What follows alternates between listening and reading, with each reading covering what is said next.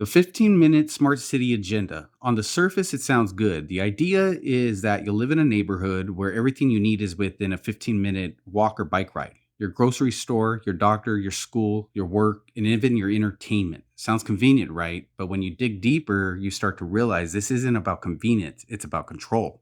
The 15-minute city ties directly into the United Nations Agenda for 2030. Governments and mayors around the world are adopting it as part of their climate change and sustainable development goals.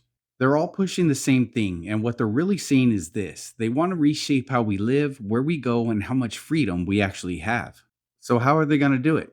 Well, they introduce traffic restrictions, low emission zones, and camera systems that monitor where you drive. They reduce parking, close certain roads, and fine you if you leave your designated area too often. In places like Oxford in the UK, they've already tested this with license plate readers. If you drive outside your zone more than a certain number of times per year, you get fined. This is not about convenience, it's about restricting your movement. Now, here's the part they don't want you to think about. They need people to accept this kind of control. So, how are they going to get entire populations to go along with it? They use fear. We've been seeing this for years now. First, fear of terrorism, then fear of pandemics, now fear of climate change. All of these create the excuse for bigger police presence, bigger military presence, and stricter laws. They keep people scared, and when people are scared, they stay home. And when people stay home, they're easier to monitor. Think about it. If your city is full of police, military vehicles, surveillance cameras, and checkpoints, are you really going to feel free to go wherever you want? Most people will avoid travel just to avoid being hassled. That's how control works. It doesn't always need fences or walls. Sometimes fear itself becomes the cage.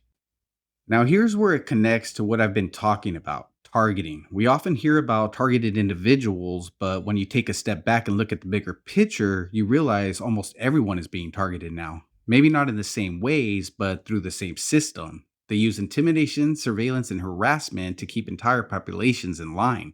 The 15-minute city is basically expanding the targeted individual program to the masses. They want everyone to feel watched, and they want everyone to feel like someone's monitoring them, whether it's through smart city cameras, license plate readers, drones, or even neighborhood patrols. The idea is the same: make you feel like you can't make a move without being seen.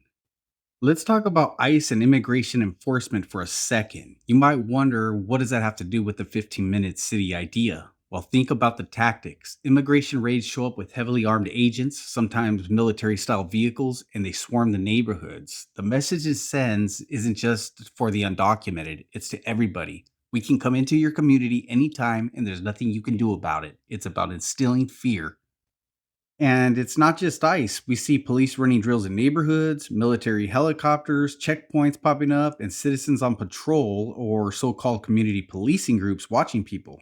These groups are your so called gang stalkers, harassing, intimidating, and reporting on innocent people. They're normalizing constant surveillance. They're making it seem normal to have eyes on you 24/7. And in the 15-minute city, that's exactly what they'll need to enforce the rules.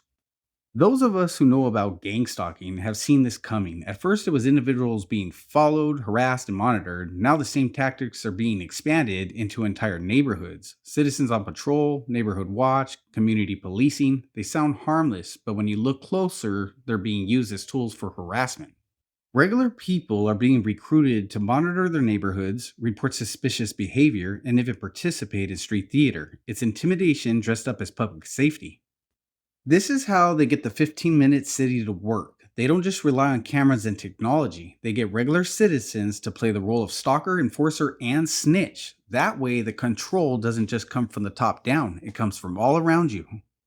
So, what's the end game here? The 15-minute city is not just about where you walk or ride your bike, it's about conditioning people to accept smaller and smaller circles of freedom. It's about conditioning people to think twice before leaving their homes or before traveling too far or questioning authority. With police on every corner, military vehicles on standby, ICE conducting raids, and citizens on patrol harassing people, life inside a 15-minute city becomes one big controlled zone. And once cashless payments and digital currencies tie into it, they'll not only know where you go, but what you buy, what you eat, and how much energy you use. This is the new form of targeting. It's not just individuals anymore, it's society as a whole. The walls are invisible, but they're just as real.